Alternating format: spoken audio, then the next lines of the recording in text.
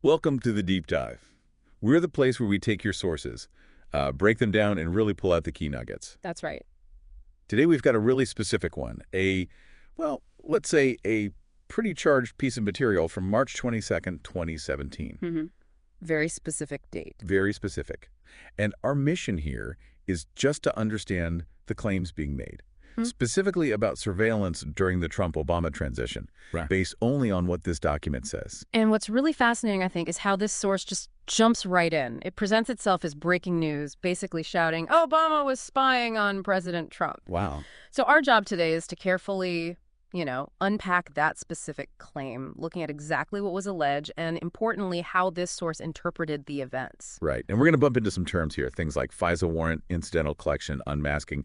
They're all over this source material. Absolutely central. So we need to get a handle on those as we go. Okay, let's dive in. Let's do it. So setting the stage. The source, it doesn't waste any time, does it? It just states flat out. It's now confirmed Obama was spying on President Trump. Right off the bat. And it pins this on breaking news from that March 22nd date, citing Liberty Writers News. Okay. And their proof. Where does the source say this confirmation comes from? Well, the core proof, as presented in this document, points directly to the House Intelligence Committee chairman at the time, Devin Nunes. Okay. The source claims Nunes confirmed that the Obama administration, and this is their phrasing, used blanket surveillance and unmasking practices to spy on members of the Trump campaign. Blanket surveillance and spying. Those are strong words. Very strong, and that's the language the source uses to frame the whole narrative. Okay, so let's follow that thread. How, according to this source, did this alleged surveillance actually happen?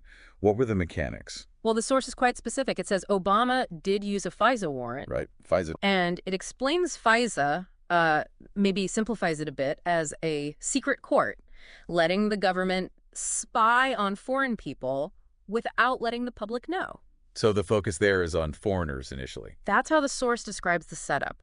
The process involved collecting information on foreign individuals who were talking to people in the Trump campaign. Okay. And from that, the source claims they incidentally collected tons of information on Donald Trump and his associates.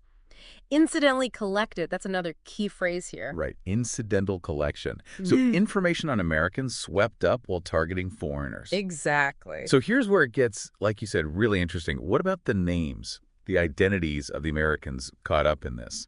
Yeah, this is critical to the source's argument. It states that normally the intelligence community is required to redact the names of Americans caught up in these investigations that are not under suspicion. Basically, hide their identities. Standard procedure, it sounds like. That's the implication. But the source alleges they did not do this for Trump associates. And not only that, it claims the unredacted or unmasked information was handed directly to Obama.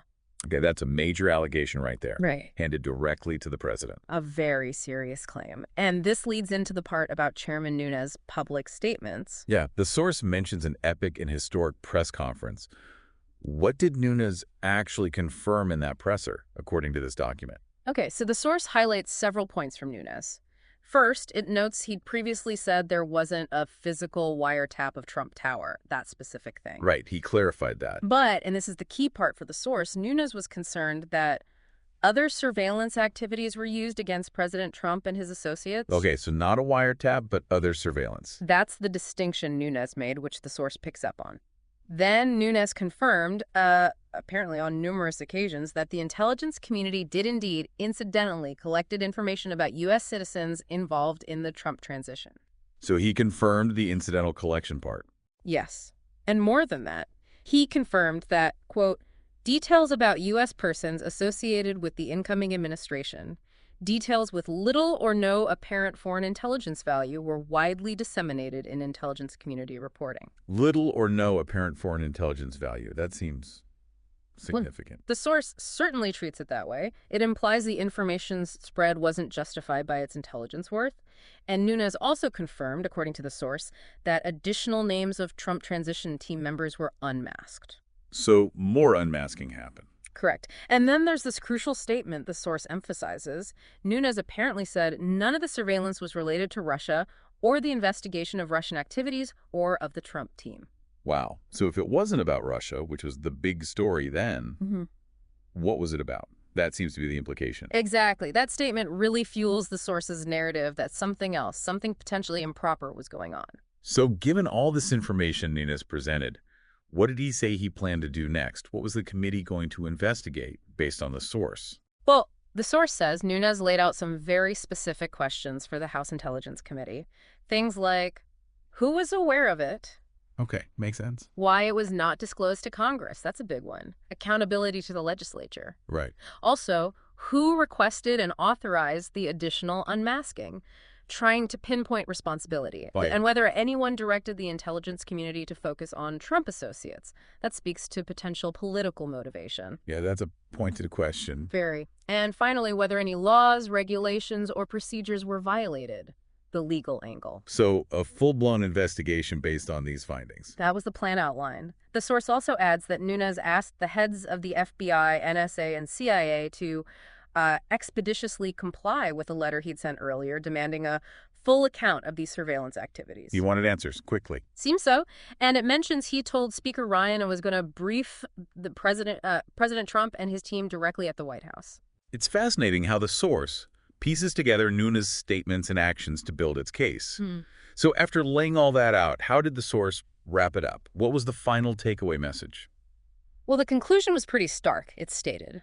While there may have been no literal wiretapping, there was mass surveillance. Mass surveillance, so broadening the scope. Yes. And then it draws a comparison, saying this was, and again, this is the source's language, the same garbage Obama pulled when he was using the NSA to spy on every single American. Okay, linking it back to earlier NSA controversies. Directly. And the language gets even stronger. It calls these practices unconstitutional. Oh. And then it refers to Obama as a dictator. That's extremely strong language. Extremely. The source doesn't mince words, and its final statement was really a call to action for its readers. Time that we restore our Constitution, protect our president. So quite a journey through that specific source from March 2017. We've seen the core claim of spying, the explanation involving FISA, and incidental collection. The focus on unmasking. Right, and how this source uses Chairman Nunes' statements about his concerns and his committee's planned investigation to bolster its narrative. Exactly. And this deep dive, I think, really underscores how interpretations of complex intelligence matters can be framed, especially by sources with a strong point of view. Yeah. The source wasn't just reporting, it was making an argument, calling for constitutional restoration and defense of the president as it saw it. So for you, the listener, processing all this, it really brings up those fundamental tensions, doesn't it, between national security needs, government surveillance powers, and individual privacy. Absolutely. And the public's right to know what's being done in its name. How do we as citizens trying to stay informed sort through claims like these, especially when they come wrapped in such potent language? What stands out most to you about the way this specific source connected those dots, FISA, incidental collection, unmasking, to arrive at its really dramatic conclusion? Something to think about.